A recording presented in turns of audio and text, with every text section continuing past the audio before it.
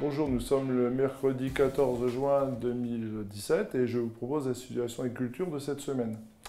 Alors concernant les protéagineux, pour les févroles, on va du stade mi-floraison à stade limite d'avortement pour les parcelles les plus avancées. Au niveau des insectes, alors pour les pucerons noirs, on est en nette régression des populations, puisqu'en fait aujourd'hui on trouve moins d'1% des plantes portant des pucerons noirs.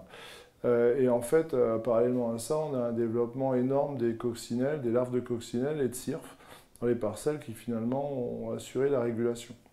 Aujourd'hui, du côté des pucerons noirs, plus rien à craindre. Pucerons verts, on a quelques colonies de pucerons verts dans des parcelles, mais sans danger. Le puceron vert déjà ne présente aucun risque pour la févrole, mais en plus, a priori, il sera régulé par les auxiliaires. Alors, concernant les bruches, pour les parcelles les moins avancées, c'est-à-dire là où on a encore des jeunes gousses, on est en pleine période de risque avec des températures très élevées, puisqu'en fait la bruche est active avec des températures qui augmentent et on considère que le risque et le déclenchement d'une intervention est à réaliser dès qu'on a 2 jours consécutifs à plus de 20 degrés, avec des températures maximum de plus de 20 degrés, ce qui est le cas actuellement.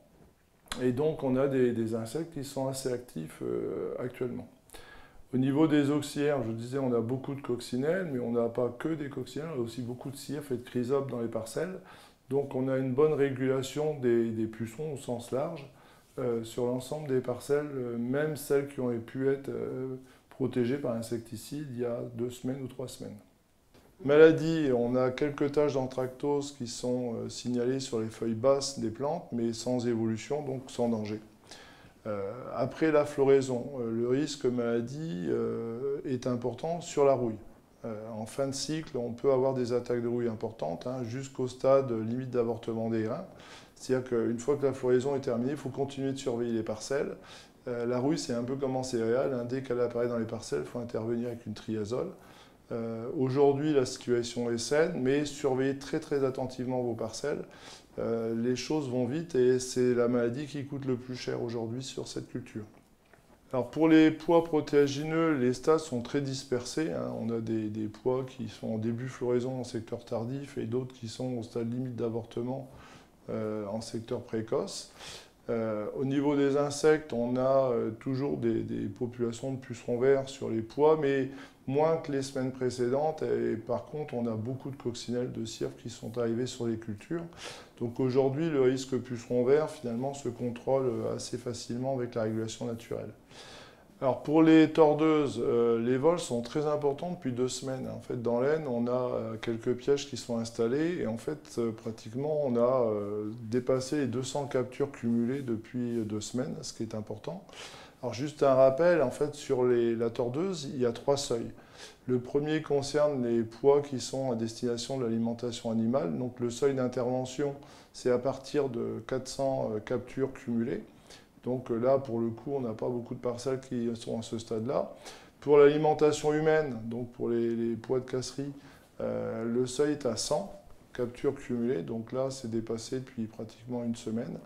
Et puis pour la production de semences, ce qui est très particulier, le seuil d'intervention est de 50 captures. Concernant les maladies, comme pour les févroles, la situation dans les pois est très très saine. Finalement, on a quelques taches d'anthracnose sur des feuilles basses, mais pratiquement rien, pas de botrytis, pas de maladie comme la rouille non plus. Et donc toutes les interventions préventives qui ont pu être réalisées début floraison finalement ont été très efficaces. Les blés sont au stade grain laiteux. Ce stade marque la fin du risque fusain. À l'heure actuelle, au vu des conditions chaudes, il faut encore surveiller le risque rouille brune, notamment sur les parcelles avec des variétés sensibles comme bergamot ou cellule, et surtout sur les parcelles arrivant en fin de protection fongique. En ce qui concerne les pucerons des épis, ils sont toujours présents, on les observe, quelques individus par-ci par-là, mais on est largement en dessous du seuil qui est de 1 épi sur 2 colonisé. Il faut tout de même surveiller jusqu'au stade grain pâteux. On observe également dans les parcelles énormément d'auxiliaires, que ce soit les chrysopes, les larves de coccinelles ou les cirphes, donc les pucerons de toute façon seront gérés. Les orges de printemps sont au stade grain formé à grain laiteux. La situation est très saine, que ce soit au niveau maladie ou au niveau ravageur. On est à la fin des interventions pour cette campagne. Je vous souhaite une bonne semaine, à la semaine prochaine.